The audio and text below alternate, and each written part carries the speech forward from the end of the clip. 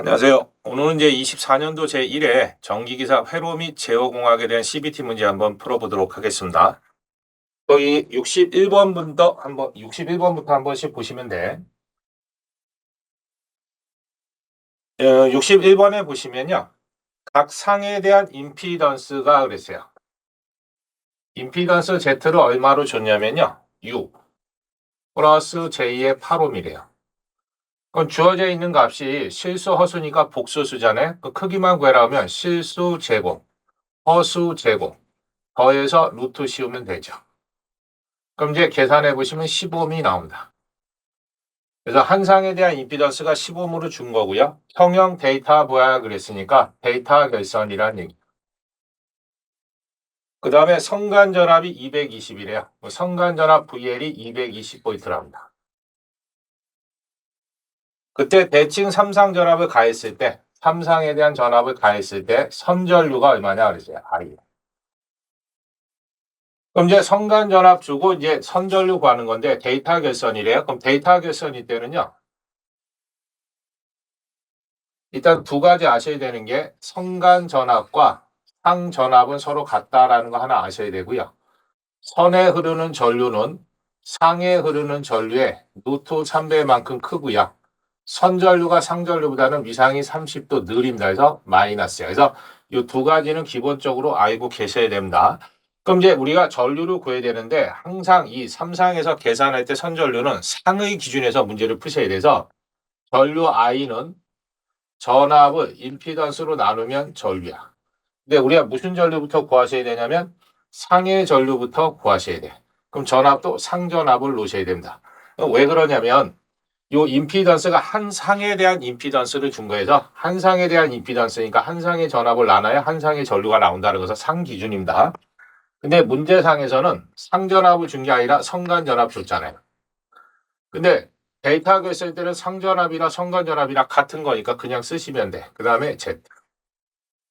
그럼 갖다 이제 넣어보면 임피던스가 10이고요. 성간전압이 220이야. 나누면 22A. 그럼 우리 이제 상해 전류를 구했잖아요. 근데 우리가 구하고자 하는 건 선전류니까 선전류 IL은 상전류에 대해서 루트 3배래. 그럼 루트 3 쓰시고 상전류 22 구한 거 집어넣으셔. 그래서 눌러보시면 여기 얼마 나오냐면 38.1A가 나옵니다.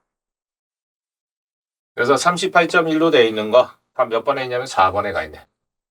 그래서 항상 이 3상에 대한 선전류 갈 때는 이런 식으로 푸셔야 됩니다. 그래서 상해 전류를 먼저 구한 다음에 선으로 넘어가야 된다. 그거만 좀 잘 기억하시면 됩니다. 되셨고.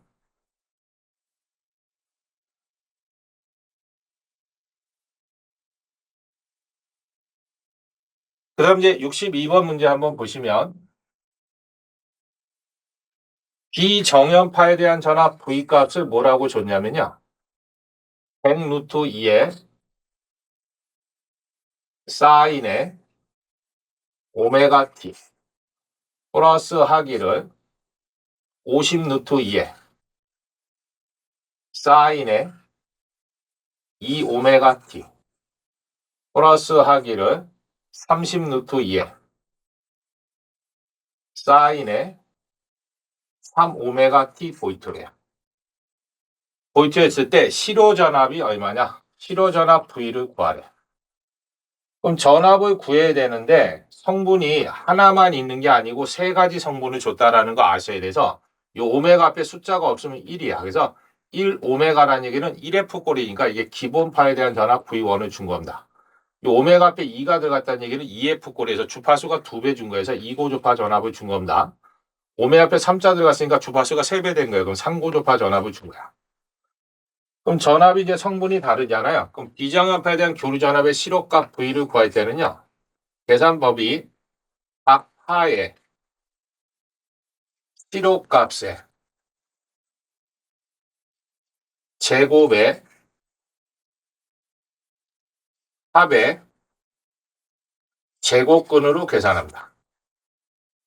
이렇게 이제 설명 문제로 나올 때도 있어서 비정연파에 대한 실호값을 구해라 하면 각 파에 대한 실호값을 구해서 제곱을 취해서 다 합한 다음에 제곱근 루트 씌워줘라 하는 얘기입니다. 그럼 이제 각 파에 대한 실호값을 구해.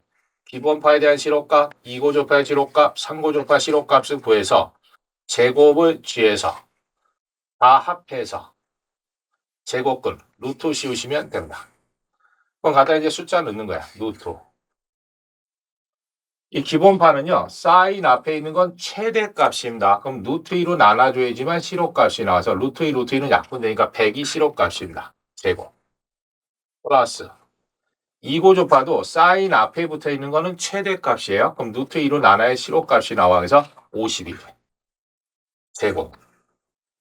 그러니까 상고조파도 마찬가지죠. 사인 앞에 있는 건 최대값이니까 루트 2로 나눠줘야지만 실호값이 나온다 해서 30 제곱.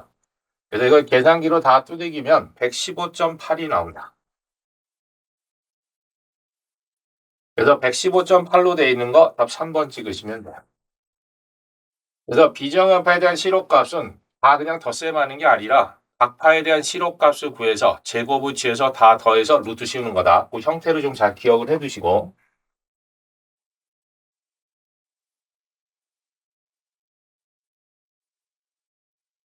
그럼 이제 63번 한번 보시면 돼. 세로에서 V가 10V랍니다. 그 다음에 R이 15mm야. 그 다음에 L이 꼬로 1L이랍니다. 그 다음에 C 꼬로 10 마이크로 페러치래.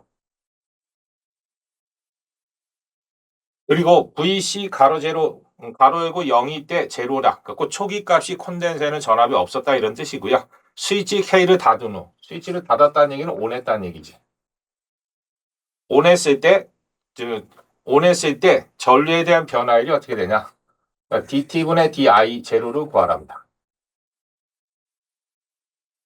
스위치를 닫는 순간에 시간에 대한 전류의 변화가 어떻게 생기느냐라고 물어본 거예요. 근데 회로도가 이렇게 돼 있습니다.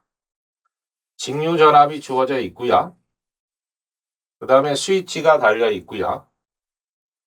R이 연결되어 있고요. L이 연결되어 있고 C가 연결되어 있어. 그럼 여기가 V보이트고요. 스위치 R, L, C입니다. 그럼 스위치가 이제 오픈되어 있으면 끊어졌으니까 전류가 흐를 수가 없어요. 근데 스위치를 누르면 이게 붙어버리잖아. 그럼 플러스에서 마이너스 전류가 흘러가겠네요. IT. 전류가 흘러가는데 그 누르는 순간, 붙는 순간에 전류의 변화가 얼마나 생기냐 이걸 물어본 거예요. 요거는 이제 수식을 가지고 하는 게 아니고요. 성질을 이용해서 한번 풀어볼게요. 요 L은 어떠한 성질을 가지고 있냐면 초, 대, 말, 단의 성질을 가지고 있고요. 요 컨덴서는 거꾸로야. 초, 단, 말개입니다. 무슨 말이냐면 이거는 초기에는 개방이 됐다가 말기로 가면서 단락으로 바뀌는 겁니다. 그럼 초기에는 단락이 됐다가 말기에는 개방으로 바뀌어. 그러면 스위치를 딱 붙는 순간 초기 상태는 이게 개방이 돼요. 끊어져 버립니다. 이렇게. 이 컨덴서는 쇼트, 단락이 돼버려요. 순간적으로. 해서 그림은 이제 변화를 주면 이렇게 생겼다는 얘기죠. 스위치가 딱 붙는 순간에 이렇게 생긴다는 얘기예요. 회로도가.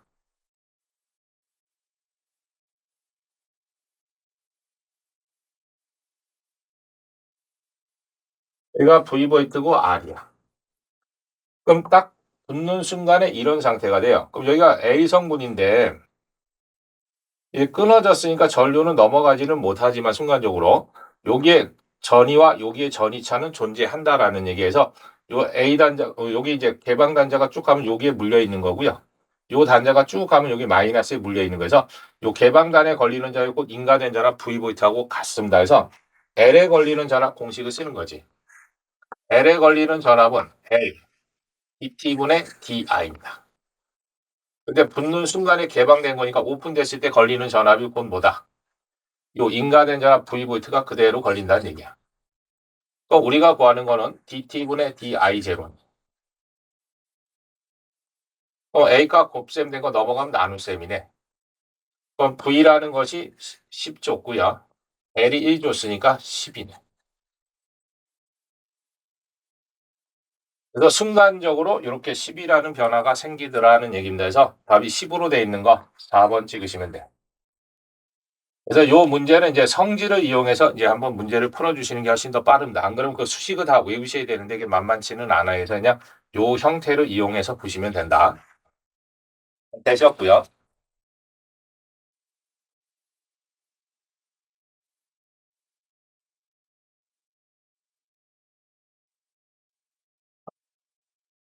그러면 이제 64번 한번 보시면 다음과 같은 4단자 회로에서 임피던스 파라미터 Z11을 구하랍니다. 그 임피던스 파라미터 중에서 1행 1열 값을 구해라 그랬는데 회로도가 이렇게 주어져 있어요.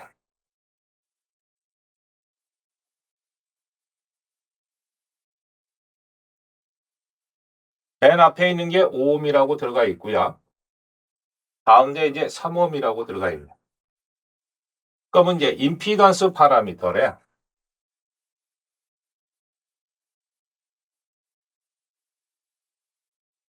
임피던스 파라미터는 무슨 형이 기본이냐면 T형이 기본입니다. 그래서 임피던스가 T자 형태로 들어가 있어야 돼요. 이렇게 T자 형태로 들어가 있어야 되는데 여기 아무것도 없으니까요. 여기다 0옴이라고 써놓고 시작하시는 거야. 그럼 이제 T형으로 임피던스 걸쳐진 거예요. 그 상태에서 파라미터 구할 때는요. 정석대로 푸는 게 아니고 Z1넌 구해라 그러면 앞에 거와 가운데 거만 더해 주시면 돼요. 그래서 5 플러스 3 해서 8이다. 만약에 투 구해라 그러면요. 뒤에 거하고 가운데 거만 더하시면 돼요. 그래서 0 플러스 3이니까 3이 답입니다. 만약에 1, 2나 2, 1을 구해라 그러면 중앙에 있는 것만 취하시면 됩니다. 서로 같고 가운데 있는 거 3옴 찍으시면 돼.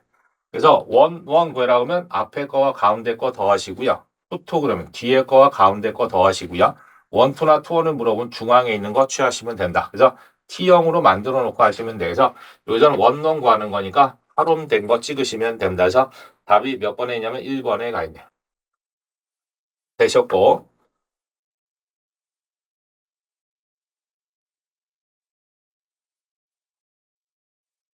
그 다음에 이제 65번 한번 보시면 돼요. V 이꼬로 VM 그 다음에 사인에 바로 열고 오메가 T 플러스 하기를 30도랍니다. 그 다음에 I 이꼬로 I에 코사인 하기를 바로 열고 오메가 T 마이너스 100도래요. Y의 위상차는 몇 도냐? 위상차를 구하래 위상차. 위상차라는 얘기는 차이, 뺄셈을 하라는 얘기인데요. 위상차를 구할 때는 항상 함수를 같은 거로 놓고 시작하셔야 돼. 그럼 전압이 사인의 함수로 줬지만 전류는 코사인의 함수로 줬잖아요. 그 함수가 다르니까 둘 중에 하나 바꿔야 돼요. 사인을 코사인으로 맞춰주든지 코사인을 사인으로 맞춰 둘 중에 하나 바꾸셔야 되는데 코사인을 사인으로 바꾸는 게 편합니다. 앞에 IM은 그대로 쓰고요. 코사인을 사인으로 바꿔. 그럼 코사인을 사인으로 바꿀 때는 몇 도만 더해주시면 되냐면 90도만 더해주면 같은 값이. 요거나 요거나 같은 값이어서 코사인을 사인으로 바꿀 땐 90도만 더해주시면 돼. 그 다음에 이제 위상차 구하시는 겁니다. 위상차 세타는 전압에 대한 위상에서 전류에 대한 위상을 빼주시면 돼. 그럼 전압은 오메가 T 플러스 30도가 되고요. 빼기 가로 열고 전류는 오메가 T 그대로 쓰시고 마이너스 100에다 플러스 90도 했으니까 마이너스 10도네. 그럼 이제 정리해보면요. 오메가 T하고 오메가 T 빼면 없어질 거고요. 마이너스에다 마이너스 보면 플러스가 되니까 40도가 차이 나네. 그래서 40도로 되어 있는 거 답 1번 찍으시면 돼. 그래서 위상차를 구할 때는 항상 함수를 같은 걸로 맞춰놓고 시작하셔라 하는 거 그거만 좀 조심하시면 되고요.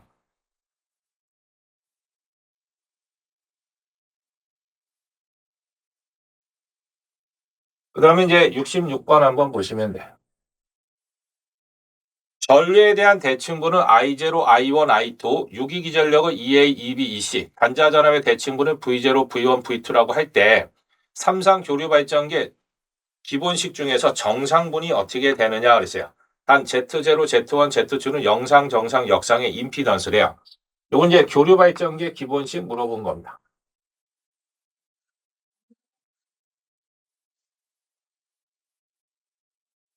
세 가지가 나오는데 영상분에 대한 단자 전압을 구해라 하면 마이너스 I0, Z0입니다. 이 정상분에 대한 단자 전압을 구해라 하면 A상에 대한 유기 전압에서 마이너스 I1, Z1. 역상분에 대한 단자 전압을 구해라 그러면 마이너스 하기를 I2의 Z2입니다. 요거는 이제 계산 문제로 나온 적은 없어요. 그래서 이제 공식 문제로만 나온다 해서 그래서 정상분을 물어봤으니까 이렇게 생긴 거 찍고 나오시면 돼. 그래서 EA-I1 Z1 되어 있는 거 3번에 가야 돼. 또는 뭐 옳지 못한 거 골라라 하면 요거를 제외한 나머지 하나 찍으시면 되고요. 그래서 공식 문제로만 나온다. 그렇게 보시면 되고.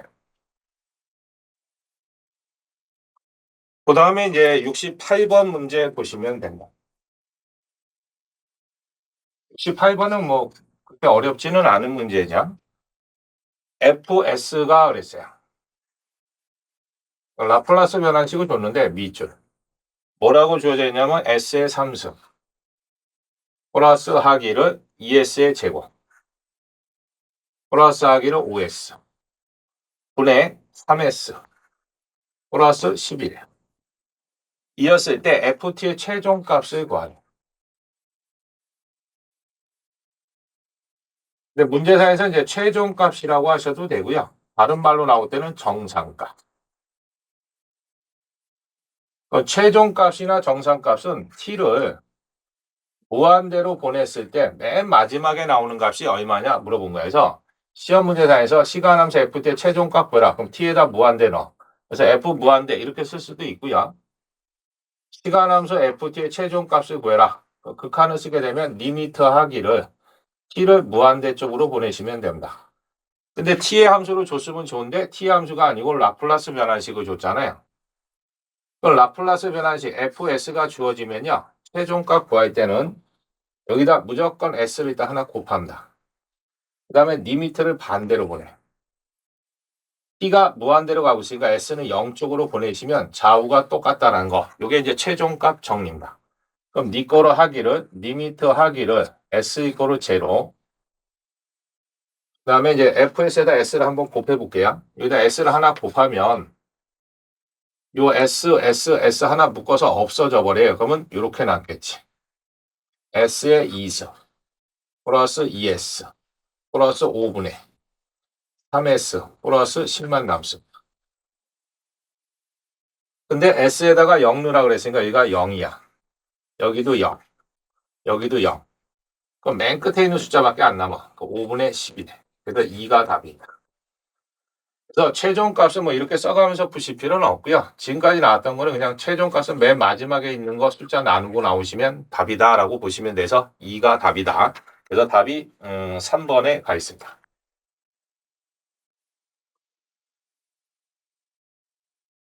그 다음 이제 70번. 70번은 그냥 공식으로 외워두시면 됩니다. 정 K역 피터 옆하기에 있어서 임피던스 Z1과 Z2는 공칭 임피던스 K와 어떻게 되느냐. 근데 두 개의 곱이 K제곱과 같으면 됩니다. 이제 역회로의 공식하고 똑같다 보시면 돼서 답이 4번입니다.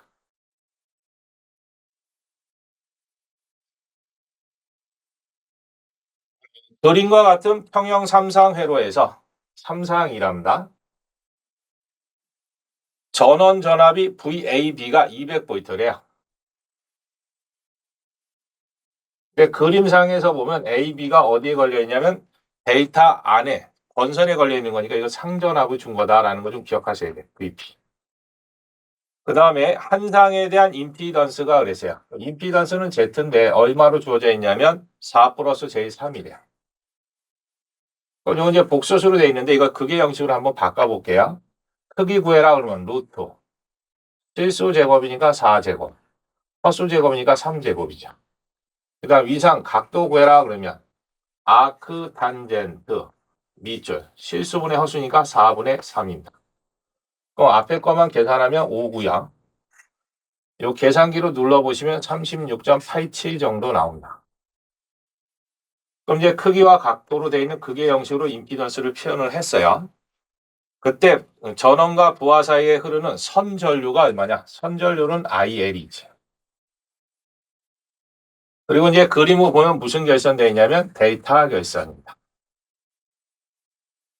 그럼 이제 우리가 데이터 결선에 대한 선전류는 상전류에 비해서 루트 3배만큼 크고 위상은 30도 늦다 그랬어요. 마이너스지. 그럼 이제 상의 전류를 구하셔야 되네. 그럼 전류는 전압을 임피던스로 나누시면 돼. 근데 상의 전류를 구하셔야 돼. 그럼 상의 전압을 놓으시면 되지 뭐. 그러면 네 거로 상전압은 주어졌잖아요. 200이라고. 그러니까 임피던스 찾았네. 5에. 각이 36.87. 그럼 크기 나누면 얼마가 되냐면 40이래요. 5, 4, 20이니까. 각도를 나눗셈이니까 빼주면 되잖아요. 그래서 30, 마이너스 36.87이.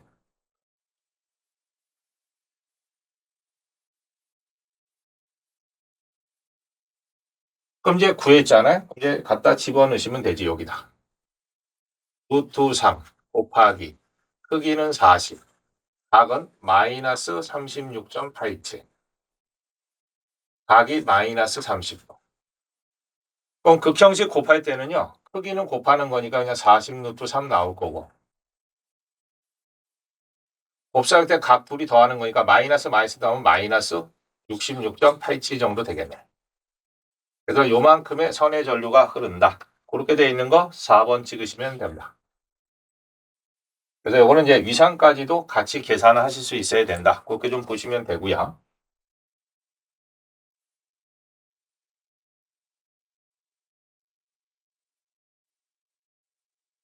그 다음에 이제 73번 한번 보시면 돼요. 전류가 그랬어요. 전류는 I라고 쓰고요. 루트 2의 I.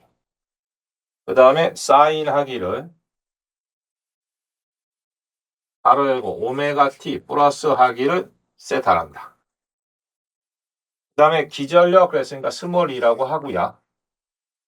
루트 2의 V에 코사인 하기를 가로 열고 오메가 T 마이너스 파이래. 이때 위상차가 어떻게 되느냐? 위상차를 구하래요. 그럼 일단은 위상차를 구할 때 항상 함수를 같은 걸로 맞춰야 돼요. 전류는 사인으로 줬는데 기전력은 코사인 줬으니까 바꿔. 그럼 루트 2의 V는 그대로 쓰고요. 코사인을 사인으로 바꿉니다. 그럼 이제 코사인을 사인으로 바꿀 때는 90도만 더해 주시면 되는데 호도법으로 변하면 파이는 180이야. 2로 나누면 90도입니다. 바로 닫고. 그래서 90도만 더해주면 코사인 했던 것이 사인으로 바뀐다 그래서 호도법으로 표현한 겁니다. 파이는 180이니까 2로 나누면 90도 더한 거다. 그 다음 이제 위상차 구하시면 되지. 그럼 요거를 세타 1이라고 하고요. 요걸 세타 2라고 할게요. 그럼 위상차는 둘이 빼라는 얘기니까 세타 2에서 세타 1을 한번 빼볼게요. 여기서 이거 빼도 되고 여기서 이거 빼도 돼요. 상관은 없습니다. 그럼 세타 2는 요거니까 오메가 t 마이너스 파이 플러스 2분의 파이. 그다음 빼기 가로 열고 요거 집어넣으면 돼. 오메가 t 플러스 세타. 그럼 이 오메가 t하고 오메가 t는 뺄셈이니까 없어지고요. 2분의 파이를 앞쪽에다 씁니다. 그럼 마이너스 파이에다가 마이너스도 플러스 곱하면 마이너스 세타지. 근데 이렇게 생긴 답이 없어요? 그럼 마이너스 묶어버릴 수 있네. 그럼 여기는 파이고요. 여기는 플러스 세타로 바뀌겠지. 이렇게 곱하면 마이너스, 이렇게 곱하면 마이너스니까 그래서 요만큼의 차이가 난다라는 거.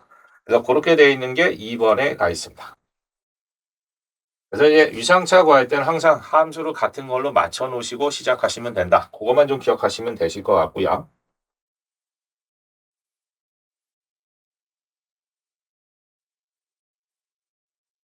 그 다음에 이제 76번 보시면 돼요. 블록 선도에 대한 변환이 틀린 거 찾아라 그랬는데요. 1번하고 2번, 3번은 좌우의 전달함수 출력을 구해보시면 똑같은 값이 나와요. 근데 4번에 보시면 이렇게 돼 있네. X1 들어갔어요. 그 다음에 전달 요소 G를 만났네. 그 다음에 진행하다 보니까 가합점 만났고 뭔가 하나 들어오죠? X2. 이게 빠져나갔어. X3. 그럼 출력 X3를 한번 구해볼게요. X1이 들어가서 전달 요소를 만나면 무조건 곱셈입니다. 근데 거기 가다 보니까 X2가 들어오잖아. 그럼 더해 주시면 돼. 그게 출력으로 빠져나갔다 이런 얘기입니다. 근데 오른쪽에 이제 그림을 보면 이렇게 돼 있네. X1이 들어갔어요. 그 다음에 이제 가합점이 나왔고요. 진행해서 전달 요소 G가 나왔고요. 그 다음에 출력으로 빠져나갑니다. X3. 근데 밑에서 되돌아가는 게 하나 있네. G. 그다음 여기에 들어가는 게 뭐냐면 X2랍니다. 그럼 이제 X3를 구해볼게요. X1이 들어갔어. 근데 뭔가 하나 되돌아오네. X2가 타고 들어가는 거예요. 그래서 X2의 G가 곱해져서 더해지네. 가합점이니까. 한 뭉탱이로 가서 진행해서 G를 만났으니까 곱셈이야. 그럼 이제 요 두 개가 서로 같지가 않습니다. 그래서 4번만 같지가 않다라는 거. 나머지는 이렇게 따져보시면 서로 같은 값이 나온다.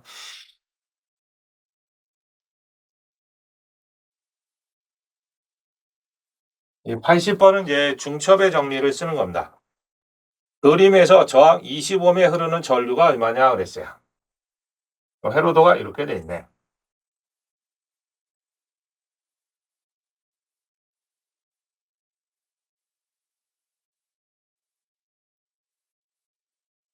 앞에 전압원이 이제 25V고요.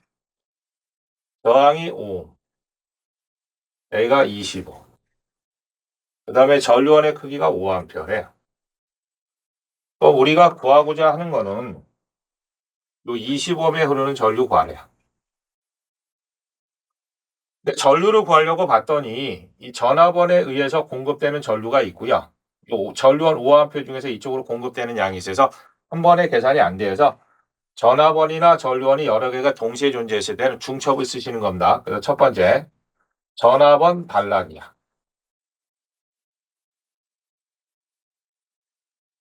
그때 흐르는 전류를 I1이라고 할게요.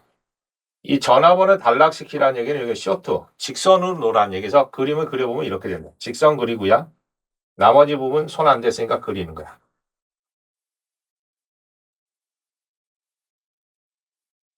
그럼 여기가 5, 여기가 25, 여기가 5A예요.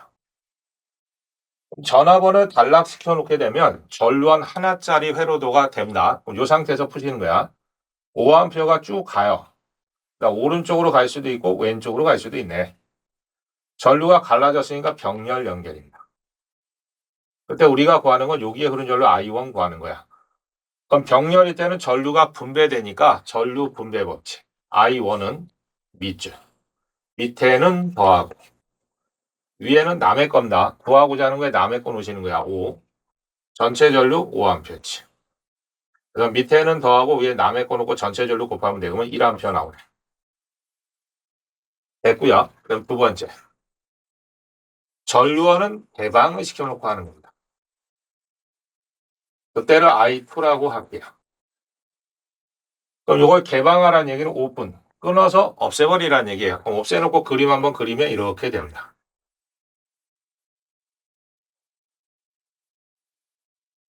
전류원은 오픈시켰어. 끊어버립니다. 그 전압원이 25V. 여기가 5, 여기가 25V지.